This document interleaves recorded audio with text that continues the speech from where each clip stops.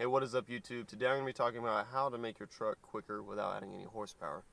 What I've done is I just put in an aftermarket torque converter with a higher stall, and that in theory should make it faster in the 0 to 60, quarter mile, eighth mile, anything having to do with acceleration will make it faster. But before I get into this, I want to say thank you to YouTube in general. That's my subscribers, to my viewers that may have not subscribed to my channel yet. I think right now I have around 3,100 subscribers, and I thank every one of you for subscribing to my channel. It helps me put out more videos. It makes me want to put out more videos. I know I've been slacking lately, but yeah, I just want to say thank you. I also want to say thank you to Jack Graves for giving me a good deal on this torque converter. If it wasn't for that, I wouldn't be making these videos. So with that being said, let's get started on this video. Now, a little disclaimer. I mean, I'm not an expert in this field, so if I do get anything wrong, be easy on me. Just let me know in the comments, it's not that hard. But basically, what a torque converter does is it converts the torque from the engine to the transmission to drive the wheels, and hence the name torque converter. So what you have in a torque converter is the turbine, the stator, and then you have the pump to drive the fluid. And basically, it's all fluid driven. So if you're going out and looking for a new torque converter, what you're going to see, what they advertise is a stall speed. And what a stall speed is basically when it starts to grab. So the torque converter is going to be slipping, let's say, unless it's a 3,000 stall. So it's going to go up, and as soon as it hits 3,000 RPM, and it's going to be about like a guesstimation, not a guesstimation, it all depends on the horsepower of the engine, the weight of the engine, and all that. I'm not going to get too far into that because I honestly don't know the reason why on that aspect. But basically, it all depends. There's a lot of variations, a lot of variables.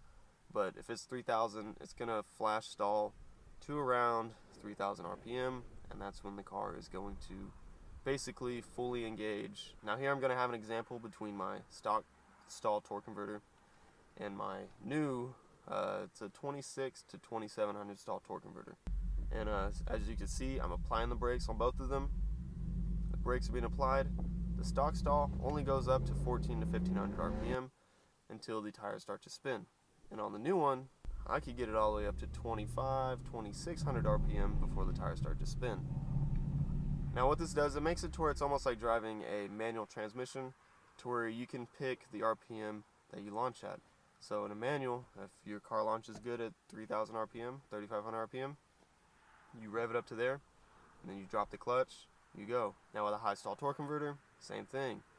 If you know your engine, considering the torque band, the power, all that, if it launches good at 3,000, 3,500 RPM, you buy a 3,000 or 3,500 RPM stall converter, and you can launch it from there, and to get the best launches. Now there are a few downsides to this. I'm not going to get too much into detail because I will make detailed videos about this later on, once I get used to this torque converter, and because I'm not going to do a gas mileage test right now, because I'm testing it out. It's different, and it's going to make you drive the truck a little different.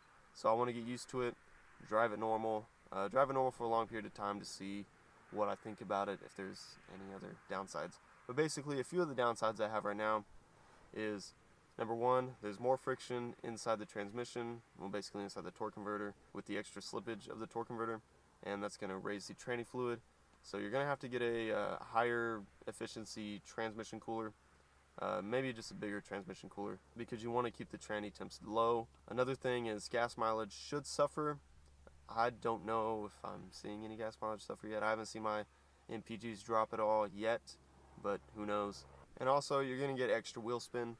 If your vehicle is two-wheel drive, this may be an issue. You may have to go get stickier tires, wider tires. My truck's four-wheel drive. I haven't done any four-wheel drive launches yet. I don't want to break anything. But yeah, I do have extra wheel spin. I have to feather it in when I'm going from a dig. I can't just floor it anymore. It will just roast the tires now, which is nice, but also not nice because you're probably going to have to buy more tires faster, But that's about the only thing I can think of that's the downside of it. I mean, it is kind of expensive. A new torque converter is going to run anywhere from $500 to $1,000, if not more, depending on the brand. So how much quicker would a torque converter make your truck or car? It all depends. Again, I'm no expert, but with me, with my testing, I've been able to make it around like 0.5 of a second faster, and that's still with wheel spin. Also, not ideal conditions. The weather was like 90-something degrees. This road I always do my 0 to 60 testing on kind of terrible, but since I've done my very first testing, before I even did modifications to the truck, I did it on this one road. I'm sticking to it to make it all scientific, even though, I mean, it's not really. But I've been able to do it 0.5 of a second faster, which is decent in my opinion. I feel like I can make it faster because not only did I not launch it at the highest RPM I could, which would be around 2,500, I launched it at 2,000. I also feathered it in there just so I didn't have any wheel spin, and I still made it to where it was 0.5 seconds faster, which in my opinion is still good again. And now this does make it more fun to drive as well, because if you're from a standstill, all you gotta do is floor it, and you're already in the power band.